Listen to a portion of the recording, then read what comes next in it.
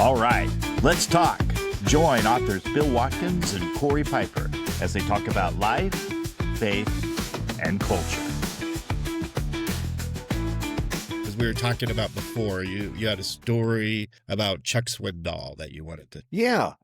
Cynthia Swindoll, at the time I started working at Insight for Living, she ran it. And Cynthia, of course, is Chuck Swindoll's wife. And so I was hired, and I wanted to, because my role is director of publications, I wanted to connect with Chuck and see if there's anything I should be thinking about, just get some kind of orientation from him. I got some from Cynthia, but I wanted to get some from him too. So he said, great, let's go to lunch. And we went to this really nice restaurant. And I had a notebook with me. And so I set it on the table next to me, and he looked at me and he looked at the notebook and he said, if you have that notebook because you think I'm going to say something profound, you might as well put it away. Well, that was worth writing down right there. That was a good thing. That would have been awesome to write down. Wasn't it great? I mean, here's this man who at the time, the study guides were selling over 1 million copies a year. His broadcast was going nationwide and was also in some countries. And he had multiple books that had been printed, most of which had become bestsellers. And here he's telling me, I'm not going to say anything profound, put the notebook away. And I did. I followed his direction, put it away. And we just had a great talk. But that told me a lot about people who can have fame. Because, I mean, as far as Christian circles were concerned, Chuck was famous. But this was in the 80s? Yeah. Or was, okay. Yeah. This was in the 80s, mid 80s. So he was famous, humble. Well, I remember listening to it. That was right when I became a Christian, was in the mid 80s, right after high school. And I remember listening to Swindoll and MacArthur, and I was driving around in Southern California. That was the radio, the old fashioned thing you had to listen to. The podcasts, it was just radio shows. Right. So I really appreciated his wisdom and his insights and his messages and everything. And he had a different personality than the MacArthur sermons. It was really, And so how you worked for him, right? I did. Yeah. I worked for Insight for Living. It was really a great experience. I remember, I was overseeing the Insights magazine. I was overseeing its production, all the editorial work, everything. And a few months into the job, the guy who was writing the study guides left. And so Cynthia called me into her office and asked me to also take over the study guides. So I did. I don't think I'd never written a study guide for publication at that point. Slowly began to expand on it. But as I was doing this work, I was in scripture all day long, and I was getting paid for it. And I was in this really nice office. I mean, oak furniture. It was gorgeous. And I went home and I said to my wife, I can't believe I'm getting paid to do this work. Yeah. I would love to do it even without the money. But with the money, I can support my family and enjoy being in the Word of God all day long. This is really awesome. So he was pretty humble. I mean, so he was a sincerely awesome individual, just as far as behind the scenes and your interactions with him and everything. Yeah, he was a very humble guy. And when I started going to his church, he had a church in Anaheim, California at the time, Southern California. And it was an evangelical free church. And you pulled in to the church and they had people who would show you where to park, because what they did is the parking lot, if you parked regularly in just the spaces they had, there's no way they could get even half the congregation in the parking lot. So what they did is they would stack cars. So you'd have one car parked this way going, with the front of the car here and the back of the car here, and then another car would pull in here, and then another car would pull in behind that. So that's how they would do it. And it reminds me of, I forget the movie. It's one of the Die Hard movies, the second one, I think, where the air controller says these planes are circling, and he tells his guys, stack them and rack them. And that's what I saw in the parking lot. That's what they were doing. Stacking and racking these cars. But he had this great That's ministry. And here he was on the radio at least 5 days a week. It might even been one program on the weekend. I don't remember. And he was one of the most important Christian figures in American Christianity. And yet he was just this really humble guy. He just saw himself as a pastor and preaching the word of God. And he always just had this very that was kind demeanor, even in his sermons. I think his personality generally, I grew up, my dad was a reverend, but he had a different voice when he preached than when he was just talking with us as kids and family. Yeah. I don't think he was being hypocritical. It was just like he was trained in this very formalized type of preaching to you wear the robe. I even actually have the robe still, and his ribbons. I don't know what to even call them, that they would hang down. And his voice and his demeanor would be different. And so I really did, when I started getting into that realm of non-denominational Christianity, everybody was trying to be more personable, more shepherding, conversational in the way, real human being up in the pulpit kind of thing. Yeah, people would ask me, so what is Chuck really like? And I would say, well, have you heard his sermons? I said, yeah. I said, there you go. All right. See, that's beautiful. Yeah. It's what you see is what you get. And he wasn't any different in the pulpit, except, he knew what he was going to deliver. You don't always know where a conversation is going to go, but he had an outline for his sermon and that kind of thing. Okay. But otherwise, his tone of voice, his mannerisms, the way he would engage people, all the same. Huh. Because I know there was in training for ministry, there was this very important idea. You had to write it all out. You had to basically script what you're going to say and practice it so much that it was memorized and natural.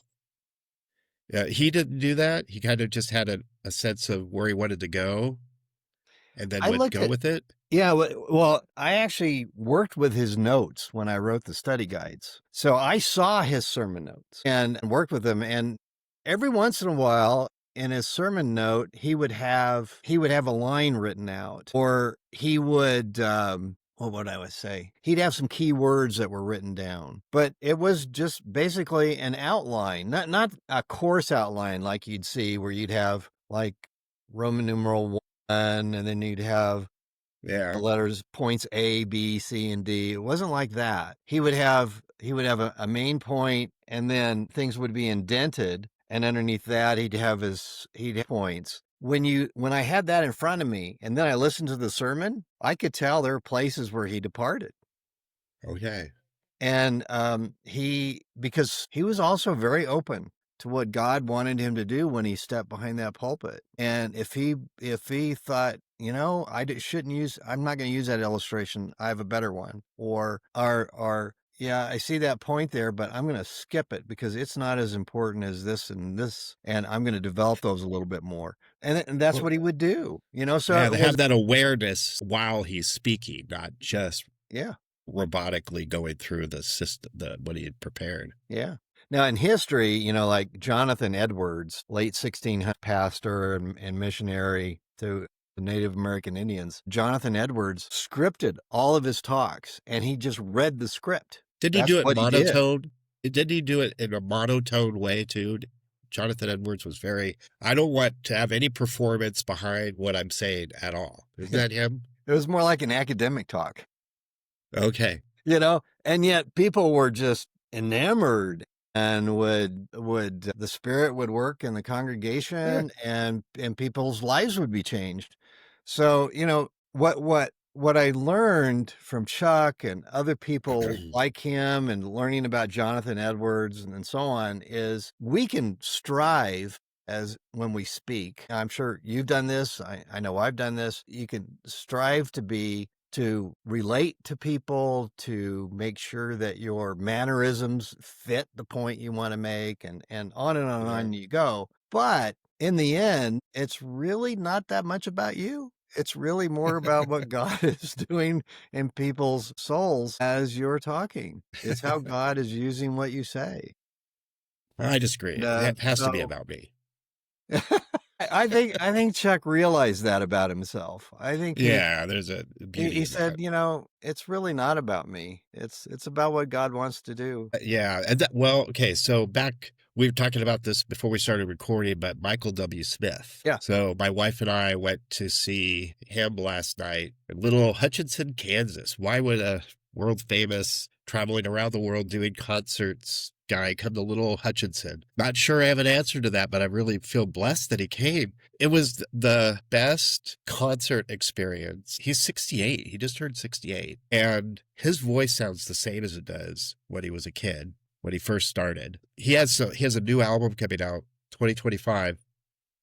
And when I was listening to them on the way home with my wife, it still sounded a little bit like the 80s. Yeah. It still had this flavor. So I wanted to ask you, as I was thinking about this, why can't a musician fundamentally change their style? Why can't he somehow update his sound to sound like the modern era? Do you have insights that because you're a musician, you're a drummer, you toured all over the place and did all sorts of stuff. You rubbed shoulders with these musicians in California, if I remember. Right. Why? What's your insight into that? Many musicians, when they start out, draws people to them is there's something unique about them. It could be just the way that they're able to use words to hook somebody, in whatever way. Or it could be the way they play their instrument, and it draws you in or excites you or, whatever. Michael W. Smith had this interesting little voice thing he does. I can't describe it, but it's very distinctive. Yeah. So, but the reason those are that musician's sound, whether it's vocal or it's instrumental, that musician's sound is something that they've been already developing for years. The idea that someone is famous overnight is ridiculous. Somebody has been working their tail off, for years. And then they hit a particular venue, or they're before a particular audience, or there's somebody in the audience who hears them and helps launch them, into that was exactly his story. Right. He said he wrote hundreds of songs. He was a songwriter. He wasn't going to be a performer. He wrote hundreds of songs. And then finally with Amy Grant, hit it big. Yeah. Right. So, so let's say you got a musician, he becomes big. Maybe he's around 23, 24 years old, and somehow he hits it big. And this can go for women too, not just for men. But the person hits it big. They start performing. What's drawing people in? It's whatever this musician is bringing to the table that is exciting all these people, brings that musician in. So what has given that musician fame. So the tendency is you start building people around you, and those people are saying, we need another song like X, of course, which was released maybe 3 years ago. Well, we need another one like that and to get back on the charts. Or we need, your album from 4 years ago had this particular song. Can we have an album that at least has one song like that, but maybe even the whole album has songs like that? Okay. And so so some of it is people who are surrounding the musician, who's encouraging them in a particular way. But there are some musicians who I would call musicians. They're the ones who are in it for the music. If it's connecting with people, that's awesome. But if it's not, it doesn't matter, because that's not why they do it. They're doing it for something else. So for example, he talked about that too. But Michael W. Smith talked about that too. He transitioned to these instrumental albums, just music. Yeah. So for example, in jazz, John Coltrane, famous jazz saxophonist. And if you listen to his early work, he's very much within kind of the mainstream of other saxophonists of his time in the 40s and the 50s. he has a little bit of he has a sound that you can associate with him. So there's some variables in his style Okay. that come across that attract people to him. But he was about the music, and so he kept pushing himself to explore new things. And so when you start listening to his music post 1964, he's pushed himself into very much a kind of a more of a jazz modernist style. So some of his music sounds chaotic at that time. It sounds erratic. It sounds almost like he's screeching through the saxophone. But he's doing that because he's pushing his instrument. He's pushing his understanding of music. He's pushing because of his philosophy of life that's now developed. All of that is become this this gumbo of expression. But does he still sound like he originally sounded? You could still tell it's him? Well, it's him only because that's what the album says. Okay. If you were just listening to it and you had heard, say, his early work from the 40s and 50s, and then someone threw down this album and said, "So tell me if you can say who this is," you wouldn't be able to make the connection. Okay. Wow. Okay. Yeah. So I think that's rare to be able to do that. Well, and it is. That's why, when you hear somebody say that's a musician's musician, when you hear a musician say that, they're saying that person is a leader. That person is exploring frontiers that later on we'll figure out how they even got there, much less how to do it. Now, did you encounter that yourself? I mean, being a drummer, were you able to cross different genres, or were you pretty much jazz? And did you explore music that way? Well, when I first started playing drums, it was in 1966, maybe 1965, somewhere in there. When I first started playing drums, I copied other drummers. That's how I learned. I didn't take private lessons. My dad showed me a few things with how to hold the drumsticks and how to play on drum set. He just showed me some basics, and then I took off with it. And so for 6 years, I taught myself. But I did that by listening very carefully to other drummers and copying what they were doing. And then if I couldn't, this is so funny. If I couldn't play it exactly the way they did, then I would modify it. And I found that in the modification, there were certain rhythms, there are certain ways of playing on the drum set that were more comfortable to me. Sure. And so I gradually started to develop aspects of my own style, first of all, out of necessity. And then second of all, after a time, it became, I think I can do that better. Or I think I can do that differently that will actually enhance the music even better than what the drummer is doing right now. But that was because I was paying so much attention to what drummers were doing and how they were conversing with other instruments. Conversing. It's interesting. What do you mean by that? When you get musicians when you get musicians together who really know their instruments, not people who are just learning, but people who really know their instruments, they know how to get around their instrument. They've played a lot of music already in their experience. When you get them together and they start playing, they start to make connections with each other. Like let's suppose you're in a band and there's a trumpet player, and the trumpet player has a habit of playing triplets when something else is going on. Like he might be playing a solo and go, the beat is like this, and it'd go, ba, ba, ba, ba, ba, ba, ba. Well, if I'm a drummer, I anticipate that.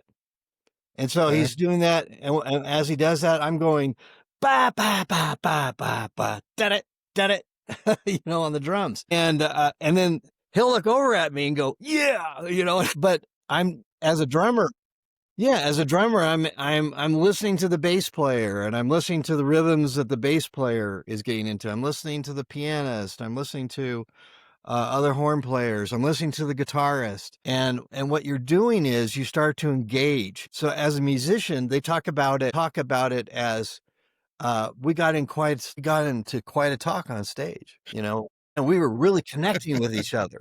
And that's what they mean. Everybody's listening to everybody else and attempting to do something that will supplement or will give color to what another musician is doing. Well, that sounds beautiful. And that's what you would, like a jam session, but you're just on stage, kind of rolling with it. But it isn't, you can't guess. You just know each other so well that you kind of can feel the flow and what they're going to do, and you anticipate it. And that's amazing to me. There's no way I played the saxophone, but I learned the notes in high school, marched in the band, and I could not be a jazz person because I could never innovate at all. To hear something and then just to be able to fit it in, that's extraordinary to me. That's really amazing. So, well, it's so fun, and it's why I went from playing rock to hard rock to jazz. What? Okay. Well, is it rock birthed out of jazz? Isn't that the thing? Yes, it is. Yeah, rock and roll came out of jazz. But for me, the transition was due to I always wanted to play. I was in junior high when I started playing drums. I was going between eighth and ninth grade. That's when I learned that my dad had a drum set, and I'd always wanted to play drums. And at the time, I was taking trombone lessons. I've been playing trombone for like 5 years. I don't know. It strikes me as funny. So he got down the drum set, and oh man, I was hooked. And I just took off. So I started playing rock, and the rock groups were like the Beach Boys, the Tokens, the Rolling Stones, the Beatles, of course. So you just listened to them and duplicate it. Yeah. Yeah, that's what I did. I would listen to a song over and over and over again, and I would clue into what the drummer was doing. And then that helped me to see how the drummer was adding color, rhythm, and so on to the song that the drummer was playing. Wow.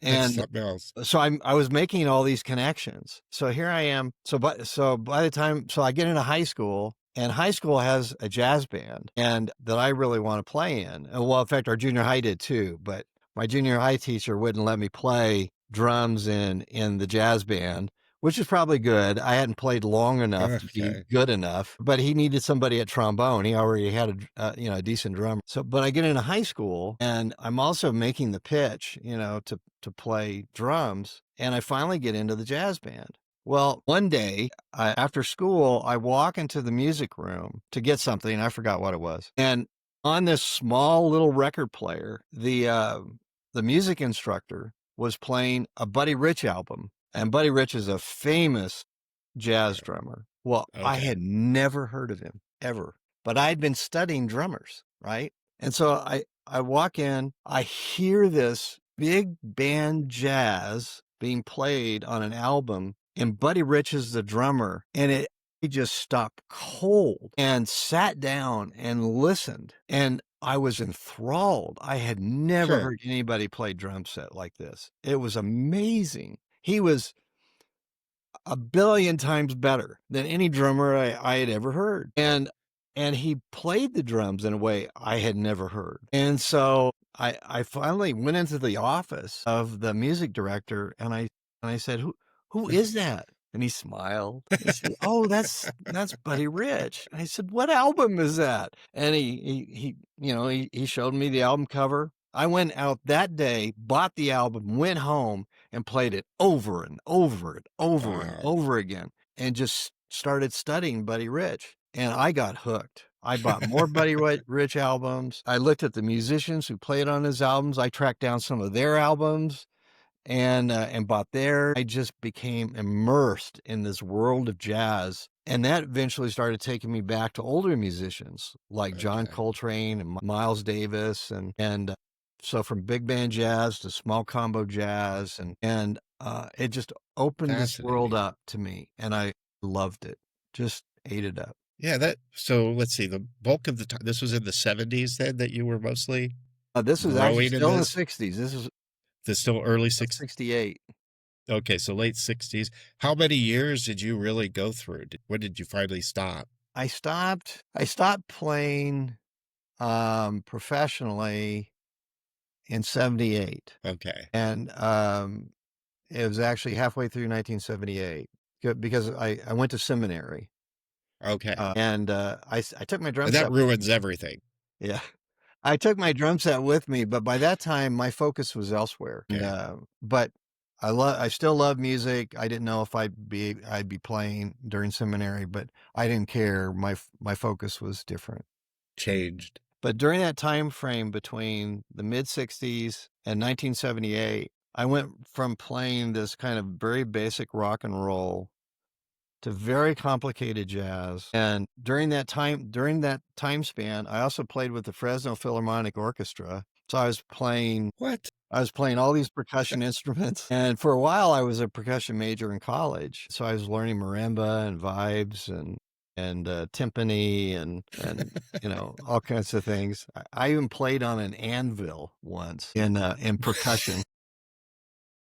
Well, I've done that. I've actually used an anvil before. Yeah, but have you done it as a musician?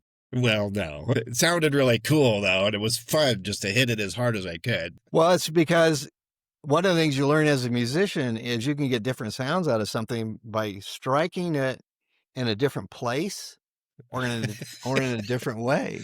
Yeah, or hitting your finger. That helps, too. So anyway, it was a great experience. I learned all kinds of styles. I learned Latin. I learned, I even did a country and Western gig for 2 weeks in a country and Western nightclub. I played musicals. I was in the pit orchestra, for musicals. No idea. I mean, I did everything. Well, you were completely immersed in this world in the 60s, 70s. But looking back at the 70s, they seemed like such a radical time. Like, isn't that, the 60s and 70s, the hippie movements, the drug culture? Did you see all that? What was that like for you? You were in the music world, so you must have seen all of that going on. Or was it as big a deal as the media makes it today? What was it actually like? Well, if you lived in big cities during that time period, you probably saw a civil rights demonstration. You probably saw a anti-Vietnam War demonstration. But I grew up in Fresno, California. Okay. So you got San Francisco here, you got LA down here. Fresno is off this way from San Francisco, about 3 hours away.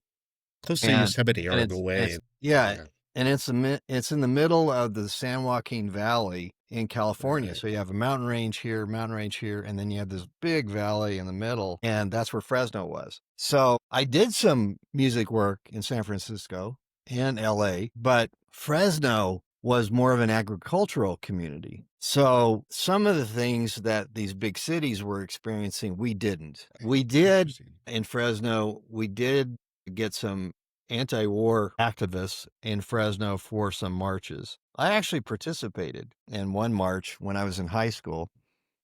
But when I did, it taught me a lot about protests. What I learned is that most people who are protesting don't have a clue what the issues are. They just know they don't like what they're marching about. That's all. And now the speakers will tend to have a little bit more knowledge, but sometimes not a lot more. And so, do you remember what you were protesting? Yeah, it was a march against the Vietnam War. Okay. But what you're saying, this is baffling to me. I'm like, because I do see that today. So make some connections maybe between today's protests, the No King kind of thing, and the Vietnam kind of thing. You're saying, I don't understand what you're saying. They don't, what do you mean they don't know what they're protesting? Okay. So in this particular march, and there were several hundred people, I'd say it was probably maybe 500-600 people protesting. Okay. Some people held signs. We marched to a particular area that was kind of government oriented in Fresno. And then on the steps, I think it was on the steps of the courthouse there in Fresno, we had there were some speakers. And the speakers, of course, were ranting and raving against the Vietnam War and against our involvement in Southeast Asia and so on. Well, I didn't know a lot about Vietnam, but my dad had fought in World War II. And so I already had familiarity with the military. He wasn't a military man when I grew up, except for he was in the Air National Guard and he was kind of working up the ranks there, but he wasn't full-time in Air National Guard. He was part-time. And so I had heard him talk about World War II. I had heard him talk about the Vietnam War, and I couldn't figure out why we were there. My dad said it was to stop communism. And I thought, okay, but why are we thousands and thousands of miles away stopping communism? What are the chances of it coming here? I didn't have any idea. And I didn't know there were already communists here. I didn't know that. And so, but I knew we had a family member, a cousin, who, before he went to Vietnam, he was drafted. Before he went to Vietnam, he was this just wonderful guy, really fun-loving, loved life, real kind person. And when he came back from Vietnam, he was frightened all the time. He kind of withdrawn into himself. I mean, I remember one time he was sitting on our couch in Fresno, and the doorbell rang, and my cousin hit the floor. He was that afraid of just a doorbell. Yeah. He was that fearful. And before he went, he never smoked. When he came back, he was a chain smoker. And so I saw in my own family, my own extended family, what a military conflict can do. And so that was enough for me to be against the war. Now, remember, I'm a teenager. I'm not thinking, I don't have understanding of international relations and the history of some things, I'm still learning. So I went on this march. But when this march made it all the way to the courthouse and people started speaking, I listened to some of it and I thought, these guys aren't really showing a serious knowledge of the war. And I didn't know that much. And I was making that conclusion. And then I would listen to some of the people around, like, of course, now remember, this is the 60s. So someone would turn to me and go, "Isn't this groovy, man? Isn't this groovy?" And I looked at him and I thought, now I'd been a musician. I had seen people take drugs. I never did. But I would look at him, and in my mind, I was thinking, man, you're just as high as a kite. Do you even know what you're doing? Groovy. Do you even know what this is about? Yeah. Do you know where you are? Really? And so I watched these people and I thought, I think many of these people are here just because it's the thing to do. It's just the thing to do, and it's many people that they like are there. And so they've come along. They want to, it's like a bad party. Well, you know what? I watched a reel the other day, and there was a kid at one of these rallies. He was really saying exactly that. Mm-hmm. Now that you mention it, it's like why are you here? Well, it's just what everybody's doing. That's why I'm here. It really is this. I don't know why I'm here. So is it kind of like a drug to be there? Is it there's an enthusiasm and an excitement and a feeling a part of something that even if you don't understand it, it infuses you with an energy. What's going on? Yeah. I think many people are there for that reason. I'm not saying everybody is, but I think many people are. But I also, like today with the No Kings rallies and a lot of the anti-Trump stuff, like the anti-ICE stuff that's going on. When I've heard many people being interviewed, there's only a handful who really seem to grasp why they're there. And most other people just are there because they hate Trump or because they hate the police or because they hate ICE or whatever. And if you probe them on why, you realize that the reasons are about 2 inches deep. But down here, there's nothing. They couldn't justify why they think what they think. Some of them can't even explain the main terms. Like I've asked many people on the left, so what do you mean by fascism? What is, you keep calling those on the right fascists. So explain to me, what is fascism? The deepest understanding I've gotten so far is it's authoritarian. Okay. So my response has been, well, any authority figure can be authoritarian in the sense that they're really the person who knows what he's talking about more than others. So they're an authority. Does that therefore make them authoritarian? Yeah, really? I mean, Right. you can have a Democrat who's authoritarian. You can have an environmentalist who's authoritarian. If the definition's dumbed down to just being you're an authority on something. So what? I mean, I thought, in fact, the left for a long time has punted to experts. Well, you don't believe something unless an expert says it. And then if an expert says it, you follow it blindly. And I've worked with experts enough to know that's stupid. There's no other name for it. It's just stupid. I've heard experts say the dumbest things. I've heard scientists who have won Nobel Prizes, who have talked in the area of philosophy, who are just idiots. They don't know what they're talking about. They're in philosophy, they're clueless. Or I've heard Fauci, when he would even pontificate on scientific matters, he was lying half the time. And we know he was lying. We've got studies to prove he was lying. Right. And, he would just make stuff up. Just because someone is an expert or is a proclaimed expert doesn't mean you should always listen to what they say. Now, would you say Fauci, though, did transfer into being authoritarian? Oh, yeah. Fauci was authoritarian. So what's the distinction between, so you're an authority on something, hey, I'm Mr. Science, I know what I'm talking about, to being an authoritarian? Well, I would say now what you're doing now is you're actually thinking more deeply than most of these other people think. So let's first be clear about that. Maybe I'm wondering more deeply.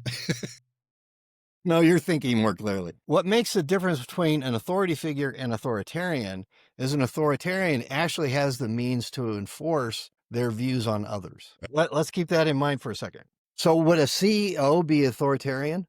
He can be. Is there a distinction between using your power and abusing your power?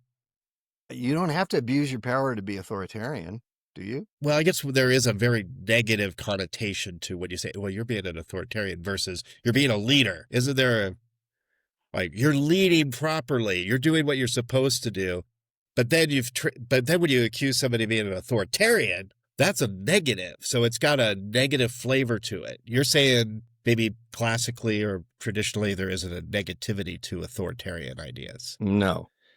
Yeah. It can be, if somebody has the ability to enforce their views, and they do, they're automatically an authoritarian. But you can have good authoritarians and you can have bad authoritarians. Okay. You can have someone who uses their power for the benefit of others or uses their power to abuse others. Just because someone is an authoritarian doesn't necessarily mean they're evil. Right. That's ridiculous. Is God authoritarian? You bet your bippy he is. Yeah. But he's all good. Right. Come on. And these rallies, no kings. I want to go, no stupid kings. God is the King of Kings. He's the Lord of Lords. I want that king. I want that Lord. Because we have a value system descended from him, given to us by him, of truth and righteousness, and we lock into that. And so we like it when he enforces and does his authority thing and enacts his will and objects to true evil being performed. So we would define evil as the sex trafficking, or we would define the evil as human trafficking in general, slavery. We would consider that evil. The pedophilia, evil. These things that are going on in our culture, the idea that we could just sleep with whatever, whenever, whomever, wherever we want, and there's no moral code on that. We would say, well, that's an evil. There's something decidedly wrong about that. So with his authoritarian attitude, his true leadership attitude, how is he supposed to deal with that? How is he supposed to deal with that? How is God supposed to deal with all of that, with all of our messes? You're saying he's a good authoritarian, so he does it for the benefit of everybody, versus a bad authoritarian who would abuse his power. Some people would look at God and go, yeah, he's abused his power Why would he do that? Why do you make that distinction? Well, because it's my view that there are some forms of governance that tend toward abuse and corruption much more easily than other forms, like a dictatorship. Someone who is a dictator could imagine, let's just dream a little bit here.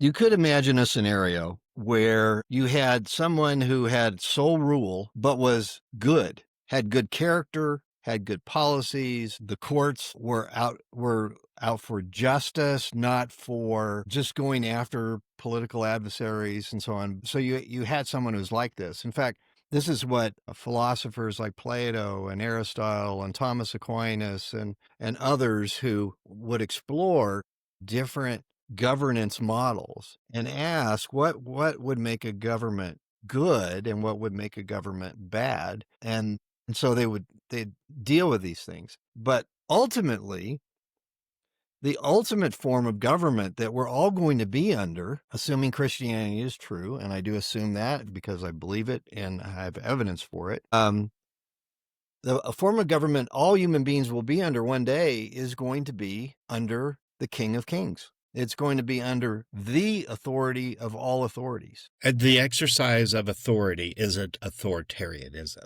in the sense of being, again, the negative connotation of it. I mean, if by authoritarianism for the speaker or in terms of a dialogue, it only has negative connotations, then I'd say, no, God is not that kind of authority. But he is an authority. I mean, the source of all truth resides in him. You know, it's not in us, it's in him. He knows all things, we don't. And any human being who claims to know all things, you know, that's a person to immediately reject as having any kind of authority whatsoever, because that's impossible. There's no way they can know all things. Okay, so the kind of where I'm wrestling with this on is what I see Trump doing is good leadership. He's leading, and the definitional world, people would laugh or reject that idea that he's being a good leader. But I look at the qualities of a good leader as they enforce the law. He's not making up new laws. See, that's to me what would be an authoritarian would do is just make all these new decrees that have no legislative backing and now try to get the system to enforce. That's what I saw Fauci doing is there's no legislative reason to wear masks. It's just in this emergency, you have to, and we're going to enforce it. That to me is an abuse of power. Authoritarianism, skipping the legislative process, just making decrees.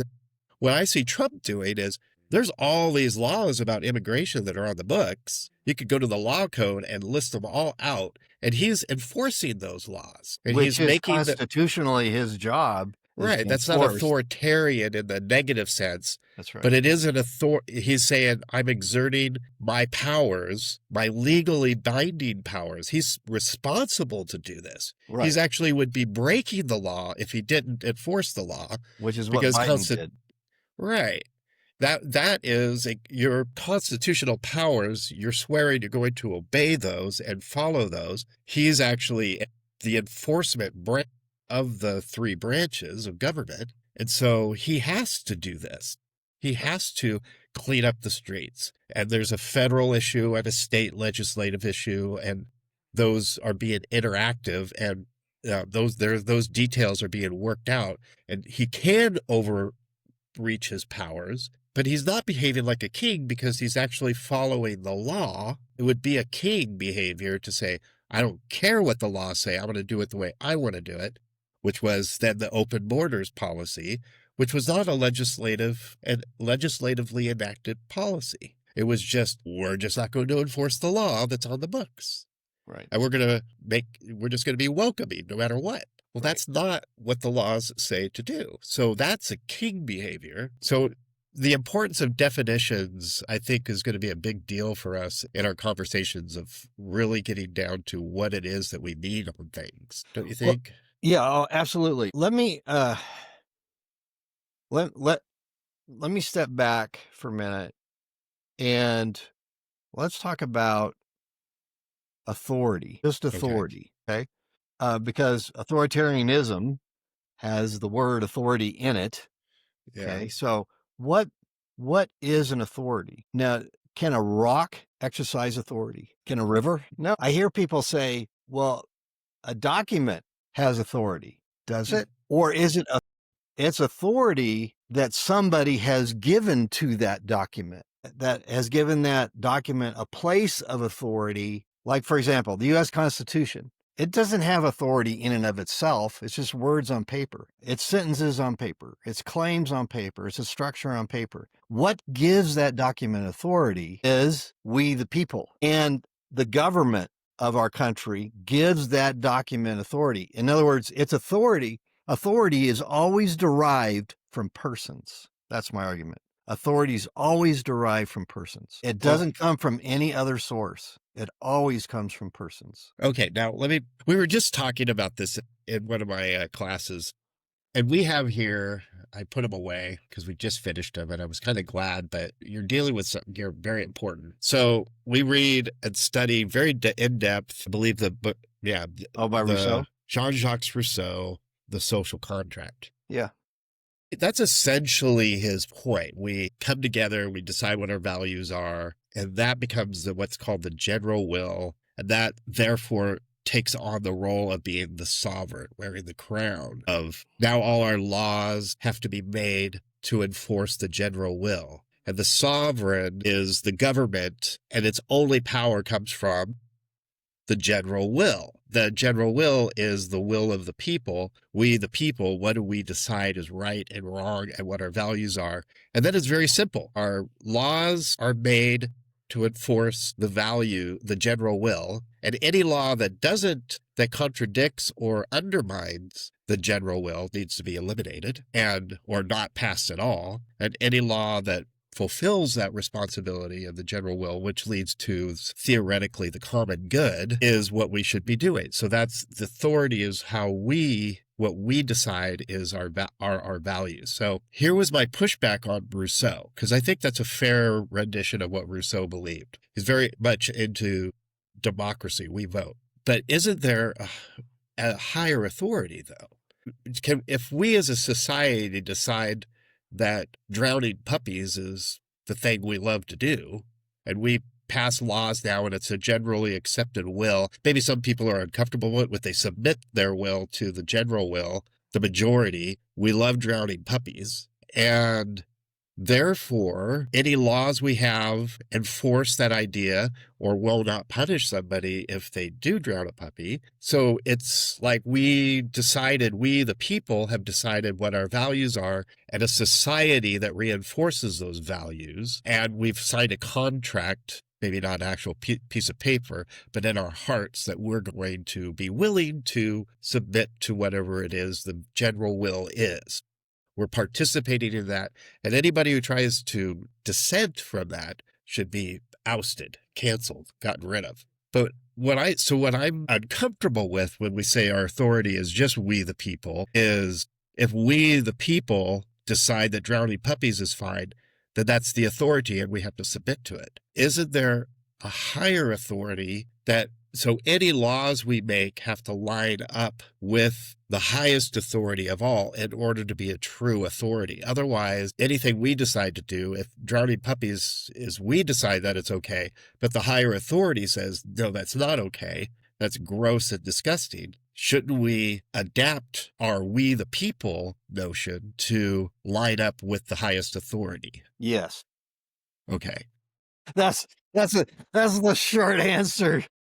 I know that was really a long comment. Sorry about that. Well, with what you started discussing, we moved from who can have authority, or that all authorities are they're persons, to the exercise of authority, and even the question of what kind of authority is legitimate and what kind of authority is illegitimate. But my basic point was all authorities are persons. So when we talk about, let's talk worldviewishly for a minute here. Only persons can grant authority. Only persons can have authority. Then the ultimate personal being is God, and God is tripersonal. So you have a community of persons who are the ultimate authority, and Since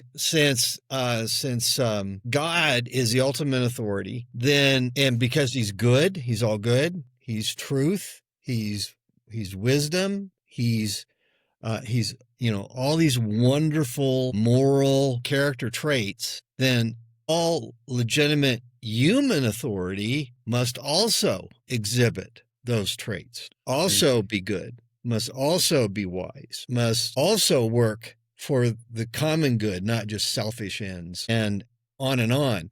And God has also imbued us with this natural moral law that our consciences, to some degree, grasp. Someone can claim that all truth is relative and there is no absolute truth. But then if they do a great job on something and you fire them because they do a great job, they're going to get all ticked off and say, well, that's just not fair. And the person who fired them said, well, all truth is relative. So, I can do what I want. But the person their reaction will show you what they really believe. They don't really believe that truth is relative. They believe that truth is absolute.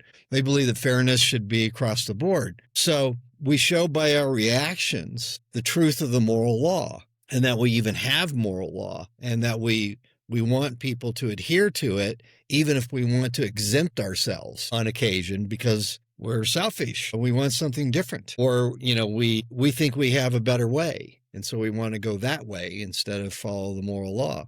But even that moral law, morality doesn't come from things. It comes from persons. Things can't give you any moral law. Nature can give you nothing. Nature can give you no moral law at all. So even when theorists talk about the natural law, they're being equivocal, because are they talking about the natural moral law that came from God, or are they talking about physical laws, which, by the way, also came from God? So, what do they really mean? And the moral theorists like Plato and Aristotle and Aquinas and Boethius and so on, from the ancient world and into the Middle Ages, when they talked about the natural law, that's what they meant, the natural moral law. But anyway, so I got up because I was reminded that isn't what C.S. Lewis talks about in The Abolition of Man? It's the man without chest, the whole Tao natural law, and he goes through what seems to be a common, it's like integrated into the very fabric of our being, and we can't change that. We can't erase it. We can't eliminate it. We all have it. It doesn't matter what religion we are, correct? We're human.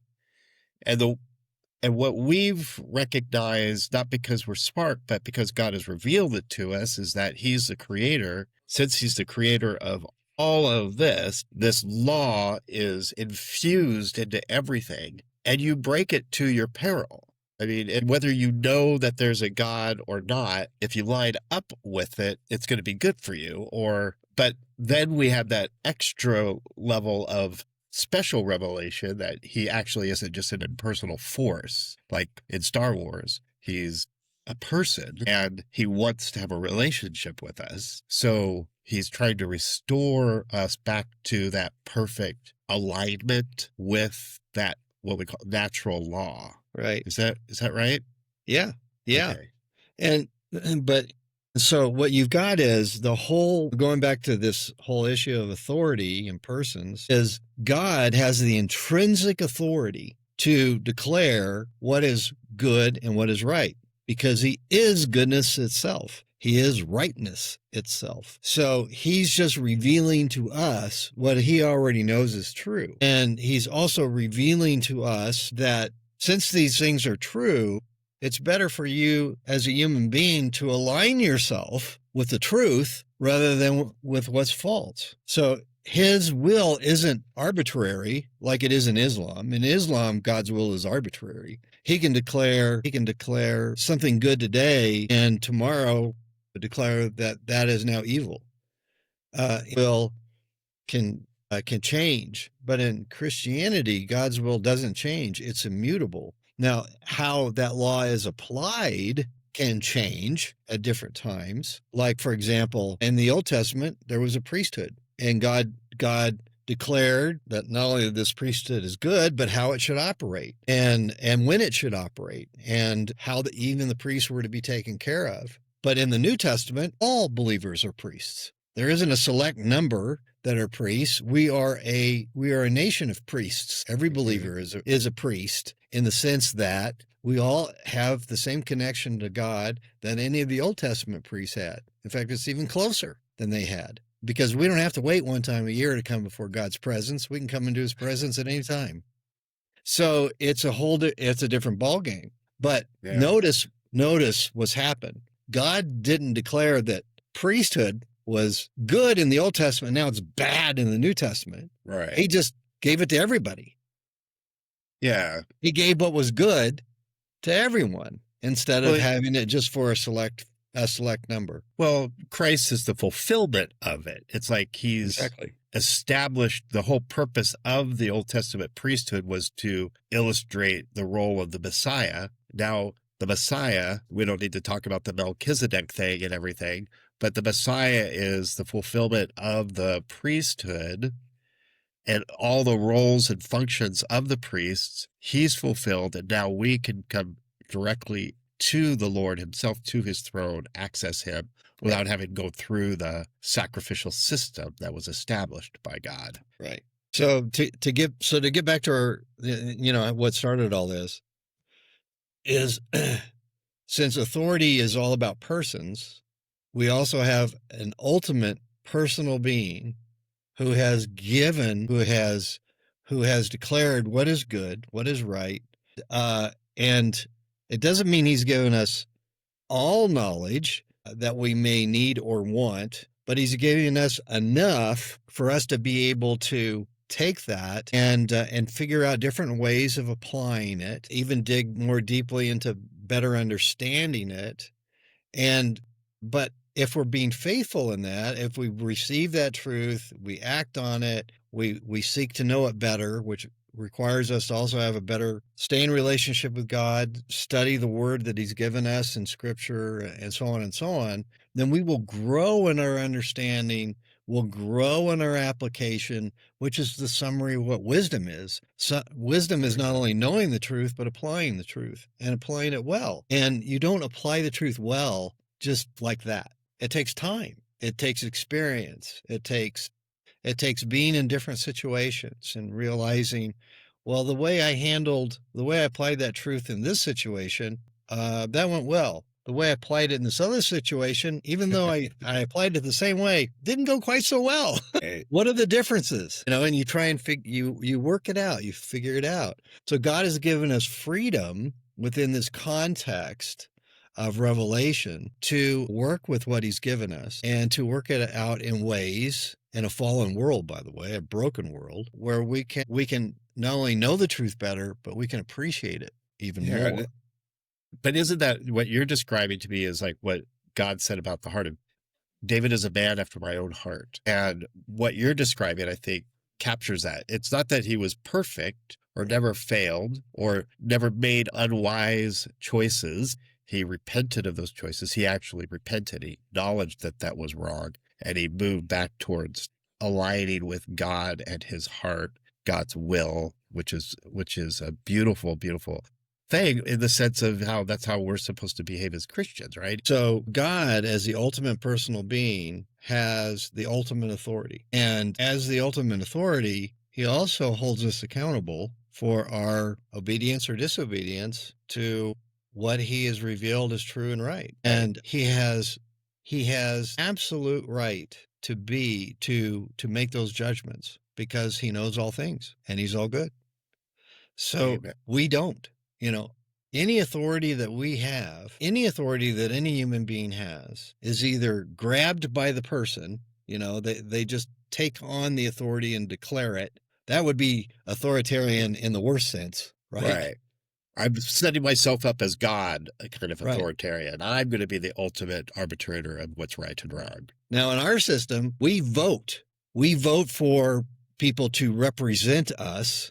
We are giving them authority to go to the legislature or to go to the office of president or to Yeah. We're giving them authority to do those things and to act in our behalf. So, in our system of government, the people are the authorities. They're granting, and we have a constitutional document whom we accepted hundreds of years ago to be the basis of our government. So it has derived authority from the founders and from the colonies at that time. And we've been building on that ever since. Now, at some point, and this is what some people in our country want to do, they're just not being explicit about it. They want to destroy all that because they want to set themselves up as authorities. They're trying to destroy what's been built so they can be the authority figures. That's what they want.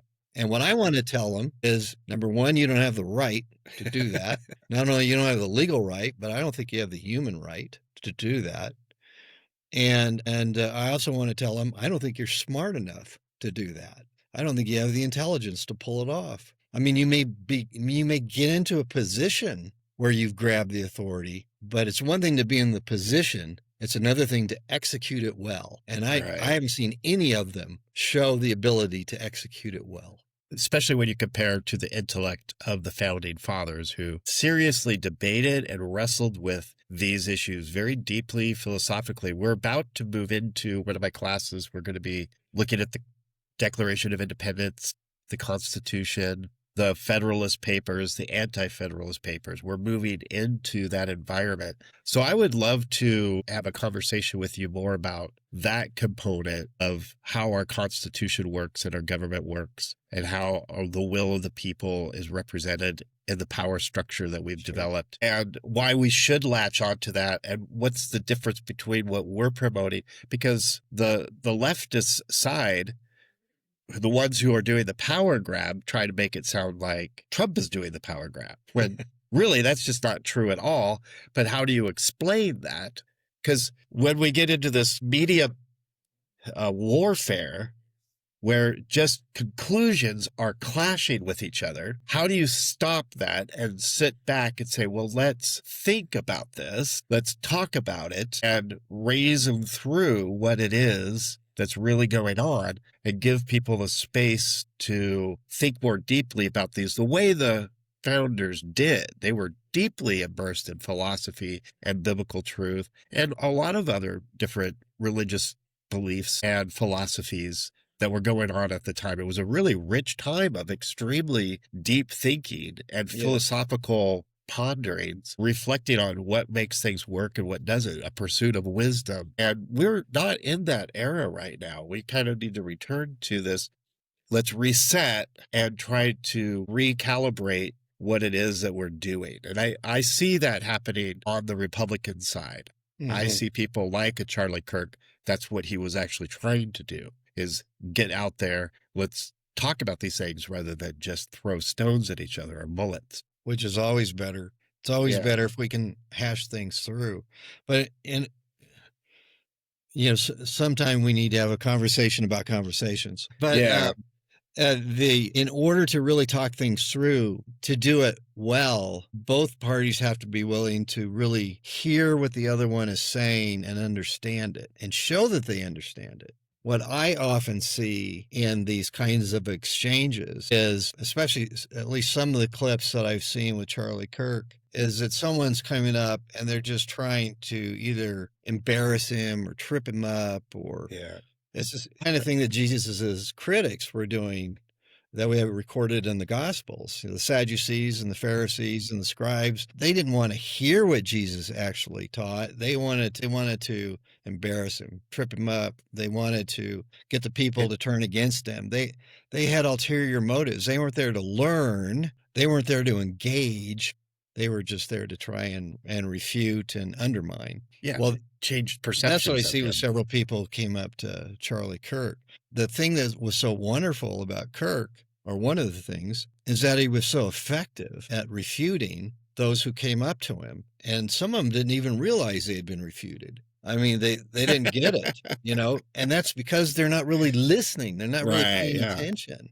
They're just trying to think of the next thing they want to say instead of really engaging with the idea or engaging with the facts that have been presented. So that's not conversations. That's just an informal debate. But even good debaters should be able to listen to each other. Yeah, because isn't it, I think one of the things we teach with our classical model with, you have to be able to articulate what the other person is saying as if you were them and you could explain exactly what they believe and they would go, that is what I believe. That's right. We need to be able to, even if you oppose it, you need to be able to understand what they're saying, because then you have a strength of argument. Because as soon as you start going, I'm not going to make that attempt, I just hate what you say, and I don't care if I understand exactly what your points are, then that's when you start manufacturing straw men and red herrings and doing all these fallacies, because you already know that they're wrong. And so you just want everybody else to know how wrong they are. So I think there's a real value in, let me clearly articulate what you believe. We have a connection here. I'm not being unfair in what it is that you believe. I'm not manipulating it. I'm not trying to put in a snide remark about what it is you believe. I'm not trying to say something a little snotty and, that whole passive aggressive type of approach to argument. No, none of that. I just want to articulate what it is you believe. Now we can have a conversation and I could say, this is why I disagree with that point, or that's why I disagree with where you're standing. You have to have people, another one I would add to the list. The person you're dialoguing with has to be willing to accept that they might be wrong. And that's unheard of. You don't see people doing that. It used to be a lot more common, for someone to say, wow, that was really a good point. I hadn't considered that, and I don't know what to do with that. If you're right, then I remember going into a philosophy class. I was invited to go into a philosophy class, and I gave an argument for the existence of God. And then afterwards, I took questions from the students and engaged them and answered, their objections, any objections they had to the argument, which they didn't have very many. And then one student raised his hand and I called on him and he said, if you're right, I should become a Christian. And I looked at him and said, well, I think you've drawn the most logical conclusion from what I've argued, because if I am right, then yeah, that would be the next step. I wasn't evangelizing. I wasn't doing that. I just answered his question. This was in a secular college classroom. And a few weeks later, he became a Christian. And it wasn't because I was engaging him. Other students engaged him. But he drew the right conclusion from the argument. Now, I've had other people, I've talked with other atheists who just became more entrenched in their atheism, even though they couldn't answer me. And they showed that they couldn't answer me, but they did not want to take the step toward the consequences, the logical consequences of the argument. And so you find people like that. You find people who are entrenched in their own position and nothing's going to kick them out of it. Well, but that's okay, because sometimes that's what somebody needs to see. They need to get more honest with themselves, that I'm rejecting this, not because I have a better case, but because I just don't want to believe what that person is arguing. Do you think that falls into the category of when Jesus said, let those who hear, let them hear, let those who have eyes to see, let them see? Like, I could get really frustrated, like talking to somebody, and I feel like I've articulated the truth that's revealed in the scriptures very well and defended it. And I could get upset personally, like, why didn't they respond like the guy that, well, if you're right, I should become a Christian. Most people don't do that. And I take that personally, where Jesus was saying, though, I'm just saying what the truth is. I'm giving the parable, teaching the truth. Let those who hear, let them hear. Let those who see, let them see. That's right. And so my goal is to communicate the truth as clearly as humanly possible, but let the Spirit of God work in those hearts. Yeah, my job isn't to save souls. I couldn't do that if I wanted to. Only God can do that. But my job is to be a witness to the truth. And that's what I do. Now, it doesn't mean that I'm right about everything, because I know in my life I've been shown to be wrong on some things, and I've changed because of it. I've changed what I think is true because someone showed me that I was wrong. But it hasn't affected my Christian worldview. What it's done is it's made it better. It's made my thinking on certain issues to be clearer and sharper and better informed. And I wasn't always a Christian. I was an atheist until I was 19 years old. I know you at this stage in your life to think that you really were an active non-believer, like intentionally. I do not believe in God. It wasn't just and I can honestly tell you that because I pursued the things that the intellectual issues. I had moral issues that kept me from embracing Christ, and those were really more overriding. But the intellectual issues that I raised, I explored after I became a Christian. I thought I need to answer these questions, and I've explored them, and I've come up with great answers to my own questions. Well, the questioning actually led you to the truth. Yeah. Because there is a part of me that I kind of, it's almost like it seems magical because it seems like God just downloads like the understanding or faith in him into us, like you believe. But that's really not the way it works at all. Not at all. There's all this backstory and reasoning and everything. And then like even Paul's conversion is there's that dramatic moment, but think of everything that came before it and think of how he had to grow beyond it. It's not Moses. It was how much went before the burning bush experience. And then the giving of the law, the humility that came with all of his mistakes along the way.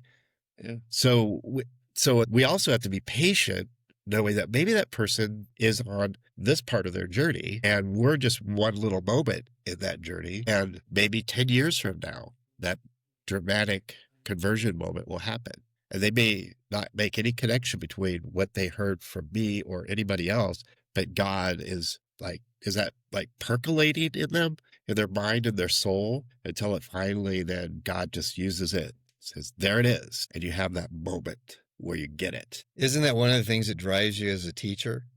Is when someone you're teaching and you start to see the lights go on, in a student, and you're going, great, I'm connecting. He sees it or she sees it. Isn't that great? And I think that usually happens, with conversions, is someone just finally gets it, or sometimes it's somebody just kind of throwing themselves on the mercy of God, not even sure he's there, but they're just hoping he's there. And they just say, God, I can't do this anymore. I don't know if you're real, but if you are, save me. And he does, he meets us where we're at. One of the most eye-opening things for me was reading different conversion stories, because I realized even among intellectuals, conversions come in so many different ways. Sometimes somebody is actually argued into the kingdom. I disagree with people who think no one has been argued into the kingdom. I don't think that's true at all. There are many conversion stories where someone was, argument is at least was part of what led them to Christ. Augustine is a perfect example. But but how people did it. Sometimes someone was just reading something out of the New Testament, and all of a sudden they realized Jesus is real. This is real. This is true. And then they accept. And sometimes it's listening to a preacher, and sometimes it's just a discussion with a friend. Sometimes people just come to the end of their rope, and in the solitude of their home, bow down and accept Jesus. I mean, it comes in so many different ways. I don't think there's one way it's clear that there's not just one way God does it. And how many people have missionaries talked about who had a vision of Jesus, and that vision is what led them to accept him as Lord. It's just, God is infinite in his being, but I think he's unlimited in the way he reaches out to us. And you said earlier, like, your moral decisions were more influential on whether you accepted Christ or not.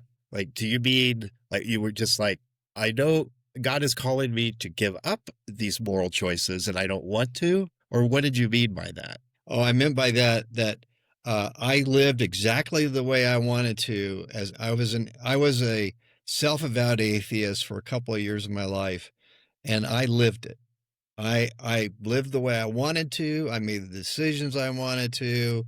I cared just about myself, and And I this did is the such. music era? I'm sorry. Yep, Yeah, yep. okay.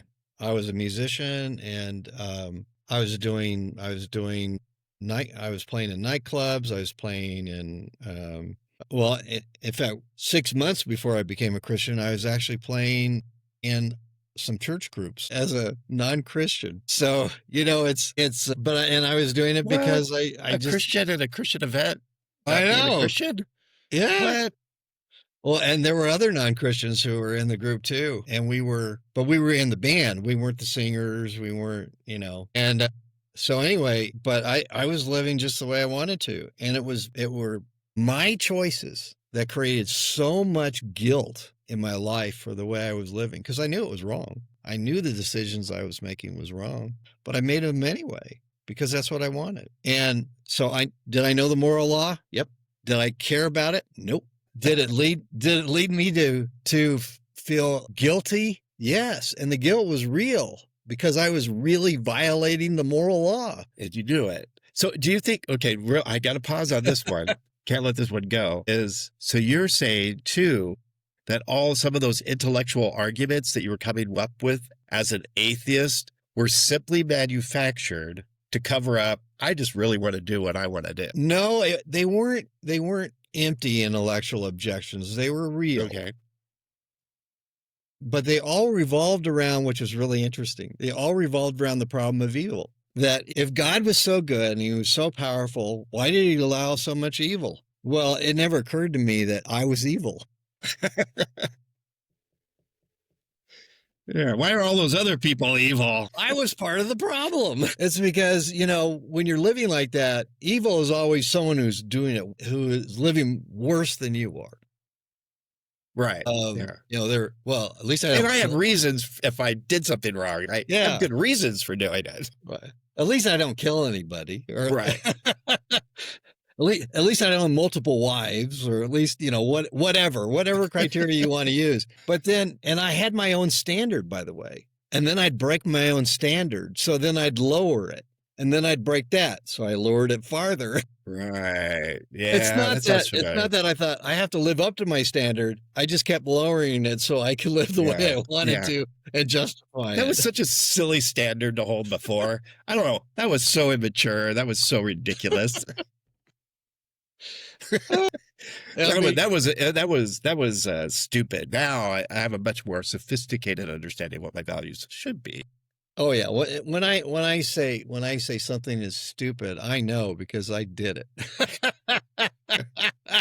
I could be stupid too, but it wasn't until after I came to Christ, not only that I felt liberation, I mean, total freedom to live a good life and to not live with guilt. But it was also a deliverance into truth, not just into goodness, but into truth. And I realized the more I explored from a Christian perspective, the more I realized what was true and what wasn't. And that many of the things I had accepted were false. And, and I'd like to say I was living a lie, but my life also showed what the truth was. Because I felt guilt, real guilt. And that guilt was coming from a perspective of truth. I was violating what was true. And so it produced what it should. It produced shame and guilt. How did you deal with that guilt? Did you just kind of, you said you didn't do drugs, but did you just kind of push it aside? Or did you just get so busy with your music and other pleasures that you just eradicated it and you didn't feel it all the time? Because how do you possibly live with that much guilt and yet still continue in what you're doing? Do you just, I don't know. I mean, I've got reasons. I know I do. I can distract myself or get busy or things like that. And kind of then those moments of quiet reflection where you sit down and all of a sudden your mind's clear and you really are going with that moment of direct honesty. I experience that a lot when I'm writing. It's like, oh my goodness, now I get it. Now I see what I was doing was wrong. I repent, and that's why I get rid of the guilt. But how do you live with the guilt in your situation before you know about the Savior?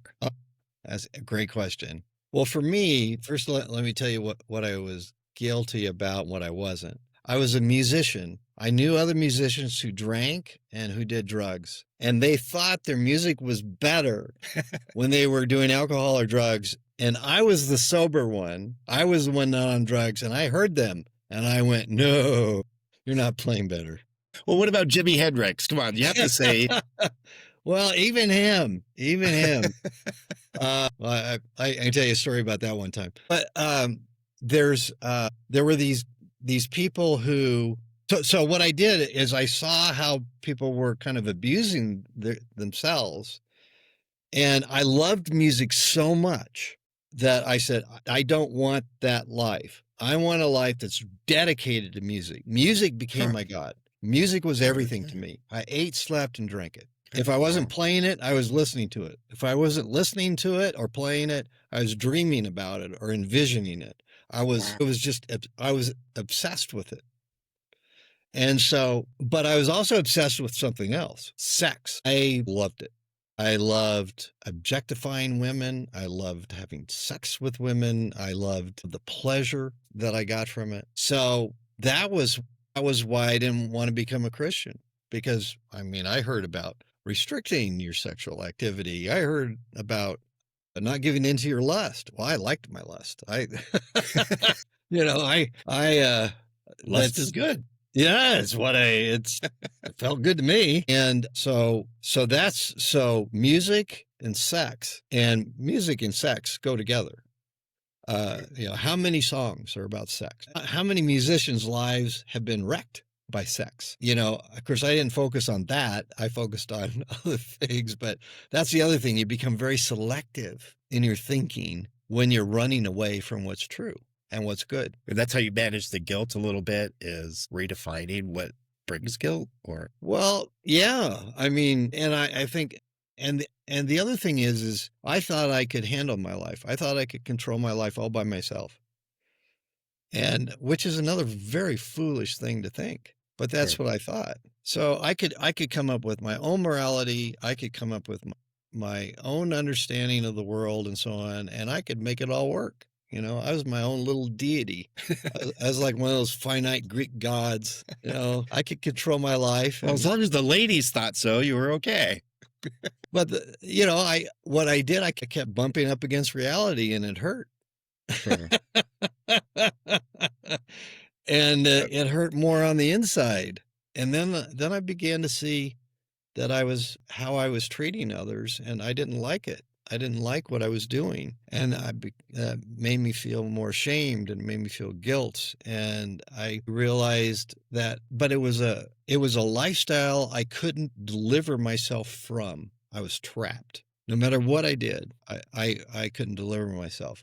So I came to the conclusion that there was a devil, because evil was real to me. I knew what evil was, not with great clarity, but I knew enough. And so I believed there was a devil, even though I didn't believe there was a God. But it never dawned on me that you can't have, if the devil is, then God is. You can't have the devil without God. You can have God without the devil, but you cannot have the devil without God. So true.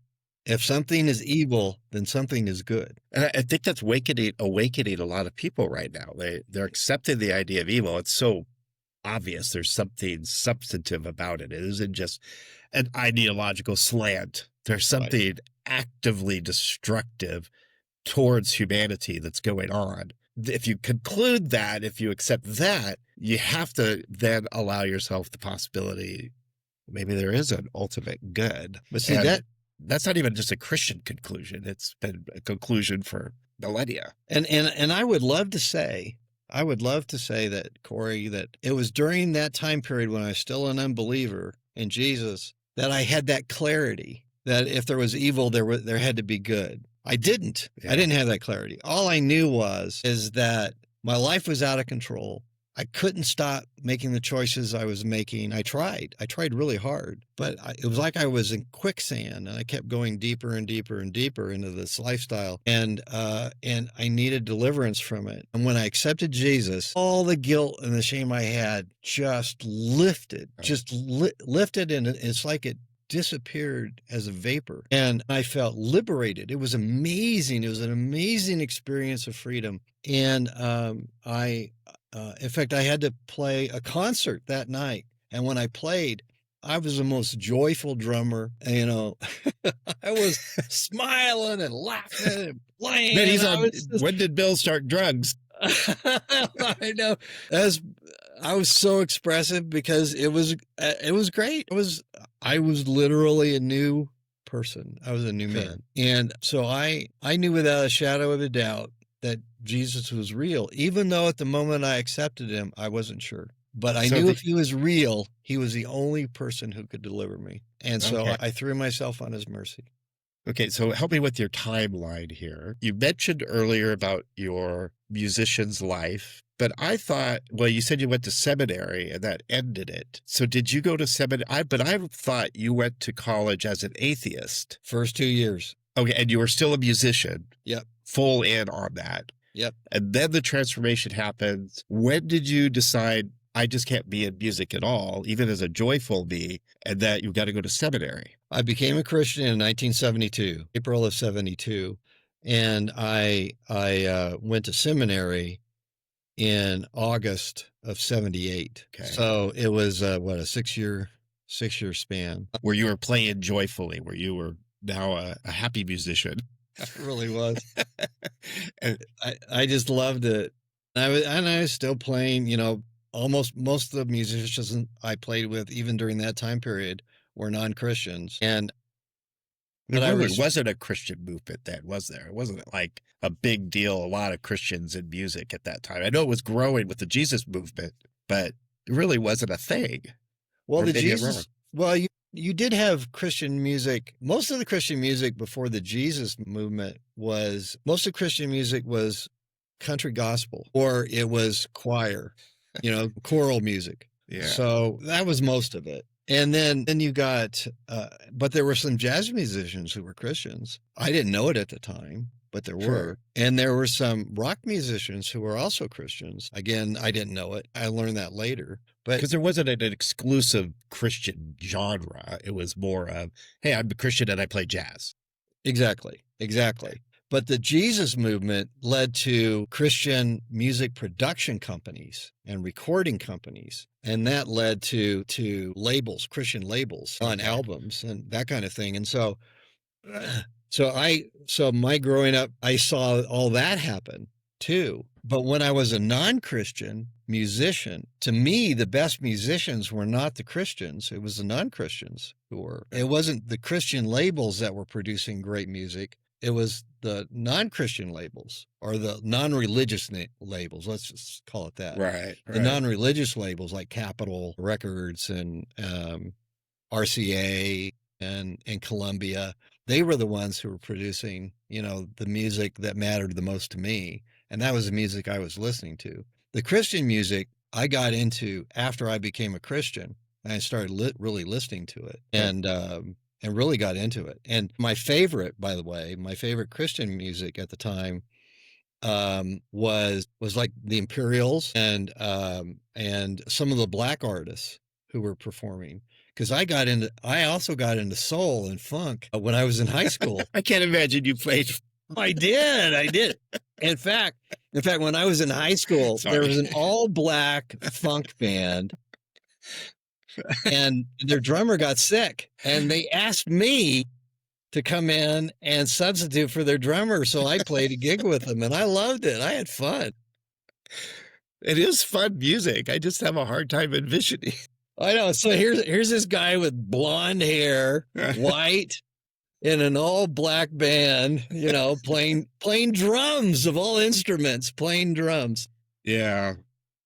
And going for it. Oh, that's hilarious. Well, and during that time period, I was in another band. We called it Brew. And one musician was black, 3 were Mexican American, and 3 of us were white. And, you know, we were playing funk and soul and music by Chicago and Blood, Sweat, and Tears and Tower of Power. And, you know. That sounds so fun. I mean, do you miss those days, or is it just like you wish you could be who you are, you know, as a Christian now with the values you have and not just sleeping around and stuff? But to just be able to do that again, just to be immersed in that music world? Oh, I do. I miss it. I mean, I get a lot of satisfaction from my life now, but I do miss playing, and my wife will tell you that I've never stopped playing because Okay.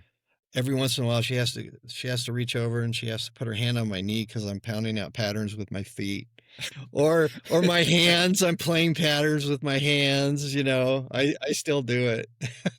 We've already talked for so long. I don't know how much tolerance people will have, but I was like, gosh, I would like to know what your opinion is on authority. I Yeah. kept thinking there's so many things we could branch off onto. Well, when you held up Rousseau, Rousseau. I see what the founders came up with in a governing structure as a complete rejection of Rousseau. It is. And I mean, they were certainly aware of Rousseau and knew his writings, but it really is a rejection of his view. Yeah, because his fatal flaw was he expected complete unity of ideas. Everybody had to have the same values or society won't work. Yeah. And see, our founders do the exact opposite. They say we accept as very natural that there's a lot of different opinions and beliefs and diversity, and we want to design a system that doesn't force people to give up what they believe. That even if you're a minority view, you can have your minority view. Yeah. Our government, you can be a part of our society and not believe everything everybody around you believes. Right. Huge. Rousseau was awful with that. But his idea of contractually agreeing, hey, if we do agree on these values, you need to stick to it. On a very surface level, that's fine. And we do see that with the founders. But where he went too far, again, should elaborate on that. The idea of complete unanimity of belief. The irony of Rousseau is he believed that people were born free, but then society kind of constrained them and made them slaves. But then he was like, well, I want to design a model where a structure of society is we willingly participate in that structure. We design that structure. So we'll feel free in the midst of designing a structure, but then we have to be constrained by that structure and accountable to that structure, which actually leads to what he called freedom. So we have freedom within the structure that we've personally designed. And I kind of get his point. Like if I agree with these are my values and then I line up with them, then I'm free. And if I deviate from them, then I should recant or return or whatever, or get kicked out. But where he took it too far was by the end, by book 4, he essentially isolates Christians as incapable of aligning fully with the social contract because of that nasty ultimate authority idea. When you have when you put as your ultimate authority, these are the value systems that I have to align with, and your society doesn't align with those. The most important thing to Rousseau was to align with society, because that's going to be for the common good. And you have to give up your allegiance to that ultimate authority, which he believed was a fictionalized idea anyways, made up by guys like Moses and Muhammad. They just kind of were really clever and came up with these incredible ideas that were very influential, but we're going to set those authorities aside. We're going to agree. And then anybody who can't align themselves with the contractual agreement is out. And that's exactly how the left thinks. The No Kings movement is, they think that there has to be complete, utter obedience and alignment with what they believe is true, their sense of reality. And if you don't, you can't exist within their culture. That's why they get violent. That's why they want to oust you. That's why Rousseau's ideas led to the French Revolution. That's why some of the people at the No Kings rally were holding up guillotines on pictures and saying, see, we're like the French Revolution. So they're not so much communist as much as this older idea of Rousseauian social contract of total unanimity and alignment with a value system that they believe government should enforce, and they don't see Trump enforcing it, so they hate him. And they despise him. And anybody who contradicts their social contract, their group thing, has to be gotten rid of. In America, we are promoting the idea that you can live with different values, different religious values, and we could still get along and cooperate together in unity, a grander unity, not a sameness of thought, but a unity of, you're a good businessman, you're a respectable person, you are doing a good job here. I don't care if you're Hindu. We're working together for the betterment of the society around us. That's the Constitution. What we're seeing with the No Kings is not the Constitution. It's Rousseau who despised division, and he even says it, I long for the simplicity and the unity and the equity of a civilization that's designed like what he envisioned. We all agree what our values are. Our laws match up with them. Our sovereign enforces those laws, and we just agree with everything that everybody else is saying, and that was peace to him.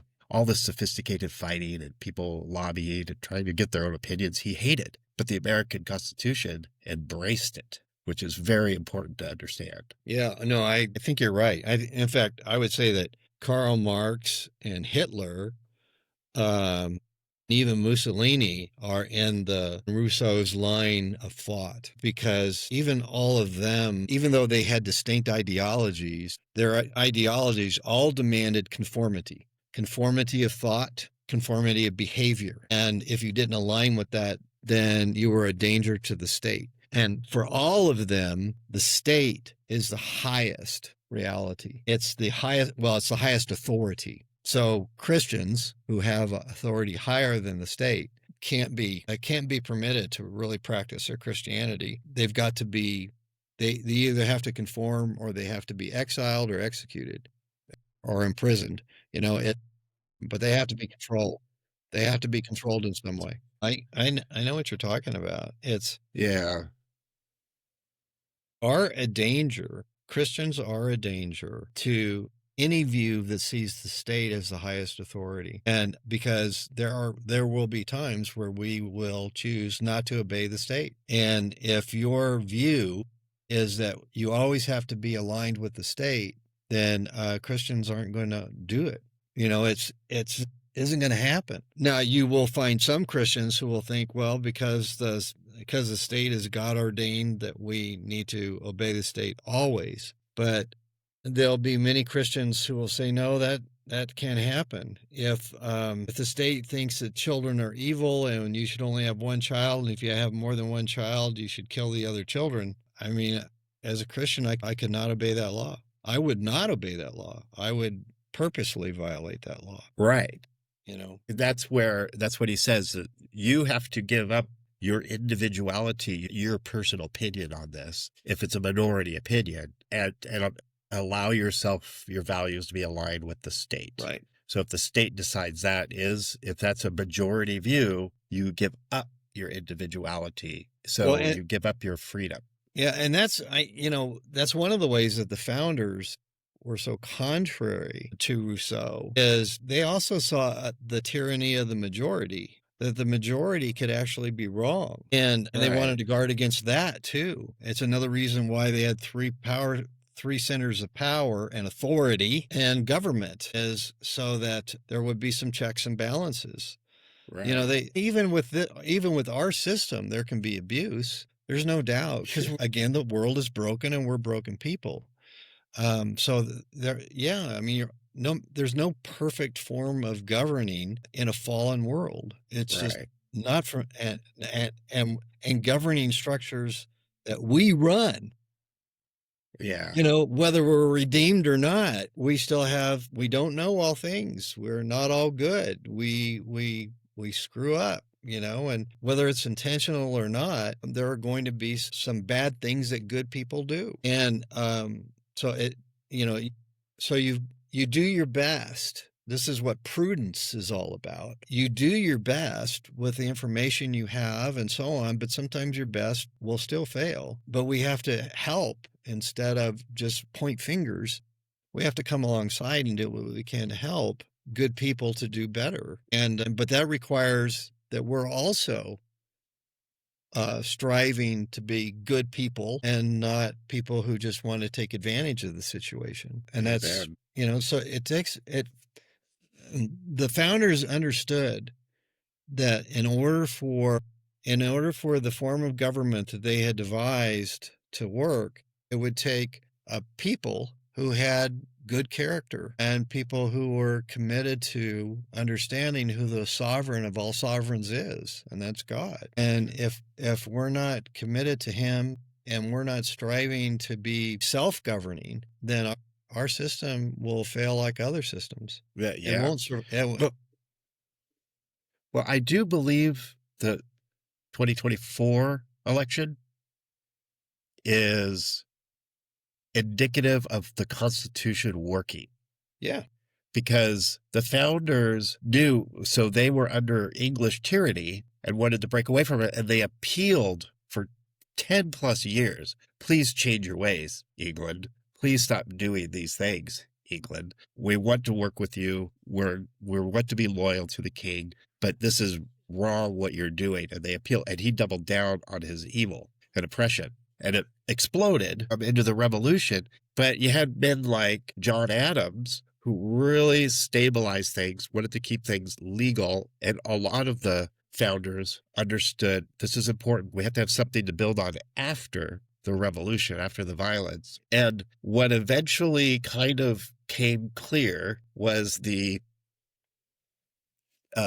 we have to be able to live with differences amongst each other. Yes. We cannot force unanimity amongst us. And the Federalist Papers talk about two of those. You want a good society, there's two ways to handle it.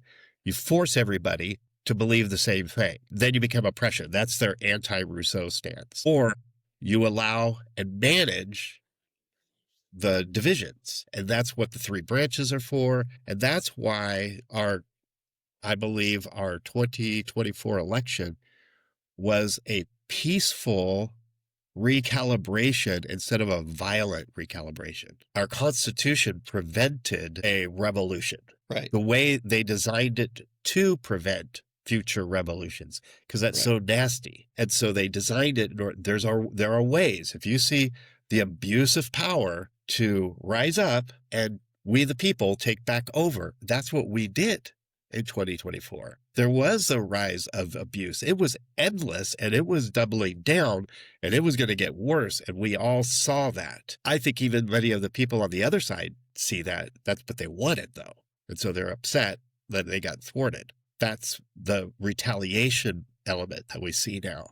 But we saw the Constitution work beautifully in the 2024 election. Yeah, sure. It saved lives, the wisdom of the founders. Yeah. The system they set up. I think so. So. Anyway. But I think the left is, even though they focus on Trump, he's their devil. That at least the leaders of the left understand that everything that they've been working for since the 60s is being undermined. Not civil rights. I'm not talking about that. At least civil rights as it was conceived in the 60s, not since. Right. And, and not education as such, just lousy education. But what's being undermined are so many of the positions that the left has taken and tried to ingrain into the various institutions of America. They're seeing all that not only be directly challenged, but be undermined and be reversed. And that's what they're so ticked off about. And that's why they call Trump an authoritarian. Not because the label fits, but because their authority is being undermined. Their authority is being undermined. It's a political battle, but it's also a moral battle. And I also think it's ultimately a spiritual battle, because the left wants the state to be the highest authority. And Trump is saying balderdash. Right. Well, and I know they believe that too. I have friends on Facebook and we've interacted, and they're very much on a different view of this. And sometimes we've been able to talk fairly because they know me and I know them. We've been able to talk, but almost all of those relationships eventually fall apart because they understand this, what I'm speaking of. She totally understands that everything that Trump stands for is an end to what they stand for, is in opposition to it. And she's like, we got to rise up. We got to stop because our values are being erased and canceled. And so they are recognizing that battle as well. What's different is that we finally recognized it's a battle. I think with your book, The New Absolutes, what year was it published? 1990? 96, I think. Yeah. 96? What is it talks about the replacement of old values with the new values. It isn't that they don't have values. They just say, well, you need to be tolerant. You need to be open-minded to what we have to say. And we've kind of bought into that. It's like, yeah, of course I want to be the most tolerant person in the world. That's a very Christian thing to do. I want to be tolerant of what you believe, and I don't want you to hurt. But what they're really doing is now I have the capability in the vacuum of values to insert my values. And what's happened is after Obama and everything, and the rise of the Tea Party movement, which Trump kind of inherited, is, wait a minute here. We're in a battle. You're taking away everything we've ever loved and stood for and believed in and trying to replace it with what you believe. And we're saying, no, that's not good. And so we have a group of people with a new absolute value system that is so ingrained and embedded within their souls that they want society to reflect all of that. That's right. And That's right. so we're finally engaging in the battle and saying, no, we're not going to give up our values to allow you to replace them with your values. And to them, that's what makes us evil. That's what makes us fascists or Nazis or, whatever label they want to throw out.